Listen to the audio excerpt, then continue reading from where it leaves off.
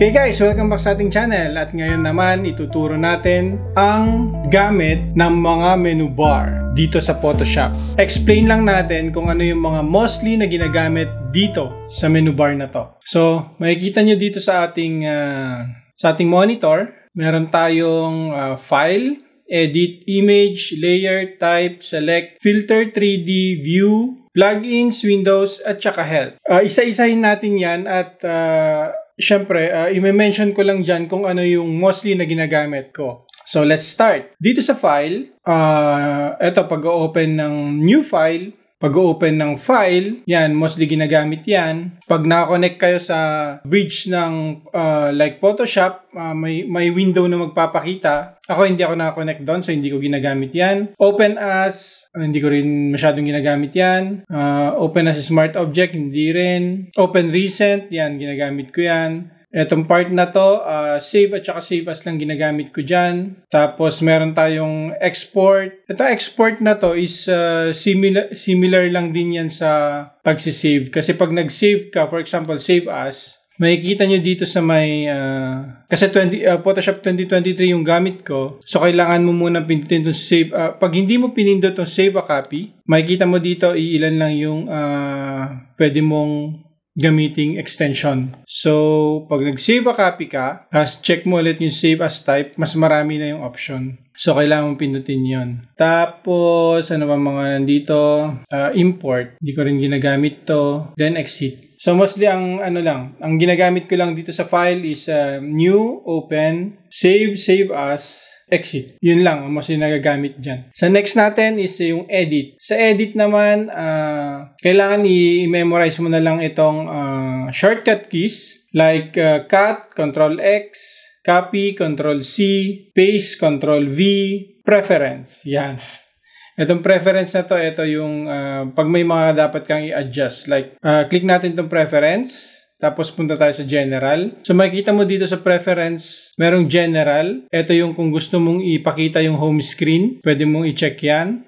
Yun lang ang meron dyan. Dito sa interface, wala akong binabago yan. Default, workspace, default, tools, default, history, default. Lahat to default na.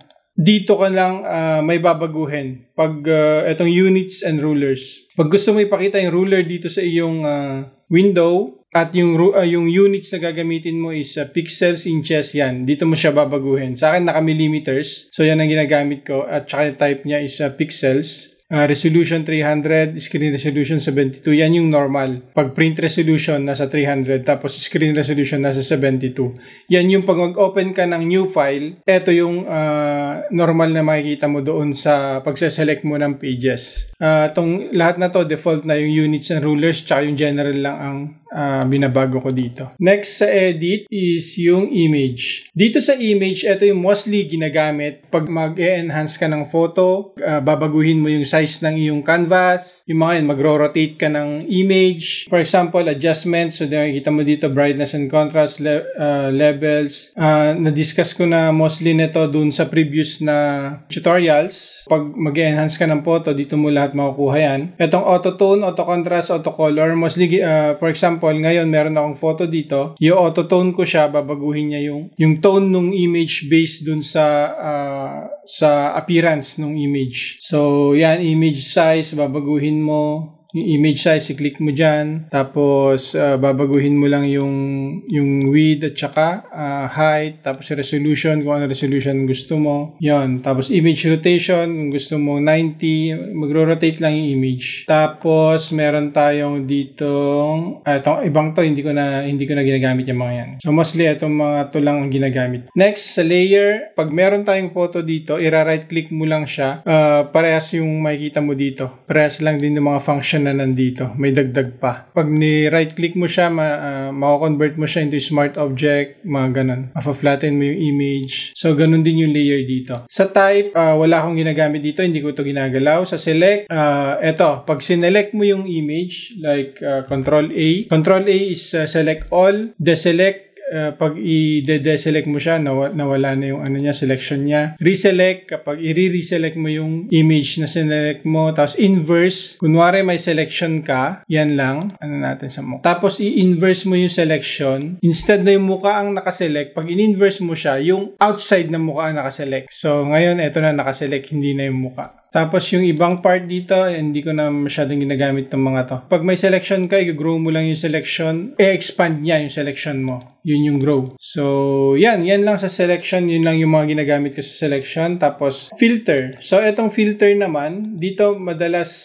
ginagamit kapag iniiba mo yung image mo. For example, like Liquify. Pag clinic mo yung Liquify, pwede mong baguhin yung brush mo. Mababago mo yung mga part ng, for example, yung chin, jawline. So, yung jawline ko, kaya kong baguhin. Face width. Parang may algorithm siyang ginagamit na i-calculate based sa face changes na gusto mong gawin. Marami kang magagawa dito sa may filter section na. Pero, mostly na ginagamit ko dito is yung blur tool. Gagawa ko ng copy, image, tapos gagamitin ko yung blur. Gaussian blur. So, i-blur natin yung picture. Before, after. So, yung blur ginagamit yun, gusto mo i-blur yung likod, kung may gusto kang i-blur sa part ng muka or sa katawan. So, yun yung gamit ng blur. Next, na ginagamit ko dito is, hindi ko siya pwedeng isa-isahing ipaliwanag to, pero gusto ko sa next na video natin is magagamit natin itong mga ibang part na to based doon sa picture na ini-edit natin or sa product na ginagawa natin, like cover page, mga ganon. Magagamit natin yung iba rito. Pero sa ngayon, yung pag-enhance ng image, yung blur, ang mostly nagagamit etong Gaussian blur. Dito sa may mga lens correction, vanishing point, hindi ko ginagamit yung mga yan. So, yan, sa blur, blur gallery, distort, like i-ripple mo yung image, magagawa mo rin yun, nag-ripple yung image. So, yun yung mga nagagamit mo dito. Render, pwede ka mag-render ng flame. Pero dapat pag mag-render ka ng flame, gawa ka ng bagong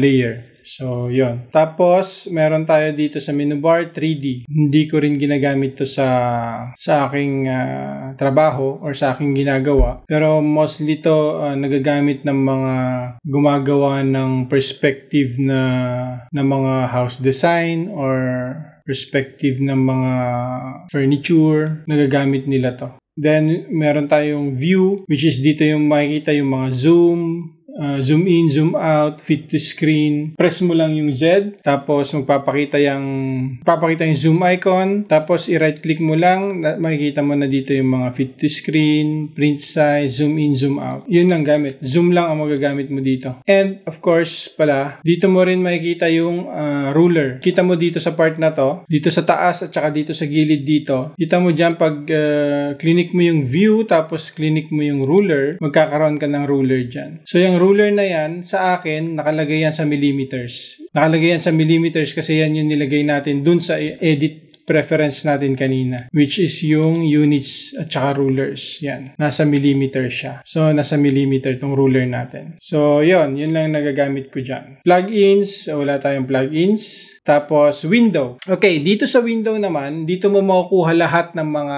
tools na magagamit mo. For example, meron tayo dito character. So, ito yung window ng character. Window ng brushes. Ayan, brushes. So, ito yung window ng brushes. Paragraph. So, character, paragraph. Mostly yun lang nagagamit ko. Timeline. Pwede mong gamitin itong timeline. Ito nasa baba kung gagawa ka ng animation or GIF. Yung mga yun.